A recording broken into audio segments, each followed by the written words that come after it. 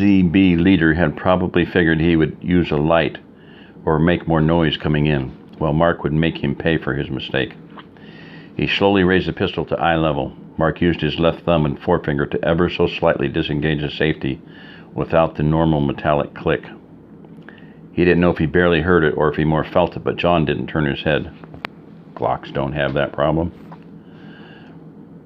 Mark spread his feet a tad and took a good two-handed grip on the firearm. He was moving his finger into the trigger guard when he felt a severe pain at the base of his neck. The force of gravity seemed to increase 100-fold.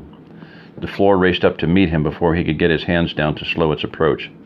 His beloved Colt slipped from his grasp as he heard the thud of his body impacting the hardwood floor.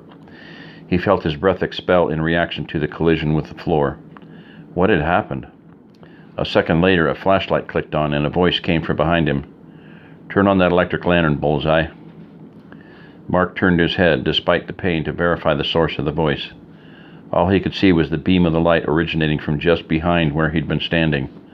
A moment later, the flickering fluorescent bulb of a Coleman battery-powered lantern illuminated John's hateful face. He was holding his Beretta in one hand with the business end pointed right at Mark.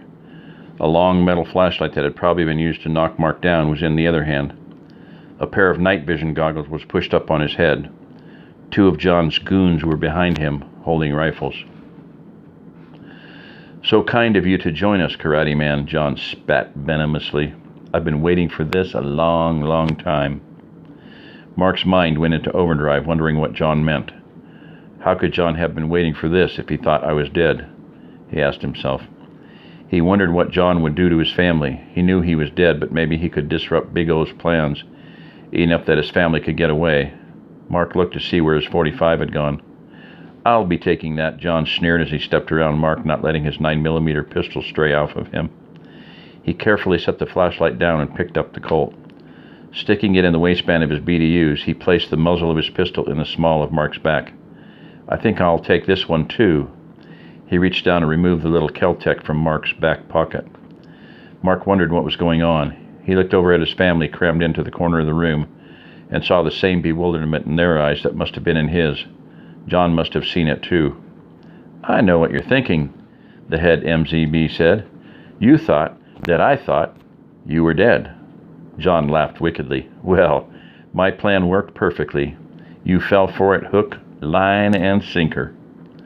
"You mean you didn't try to kill me with a .50 caliber?"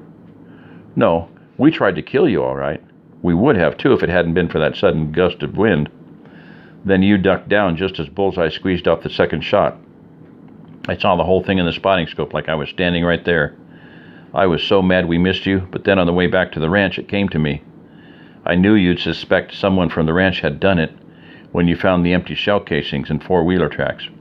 I knew you'd come and take a look, so we arranged for you to see that bitch, the doctor's wife, escape." "You mean Susie was in on this?" Mark asked. "Not knowingly. We knew she'd planned to escape. We were going to catch her in the act and make an example of her, but then decided to let her go so she could tell you I thought you were dead. All we had to do was wait for you to show up and then give her the opportunity to get through the fence. You did all the rest. God, you're so predictable. You really made it too easy."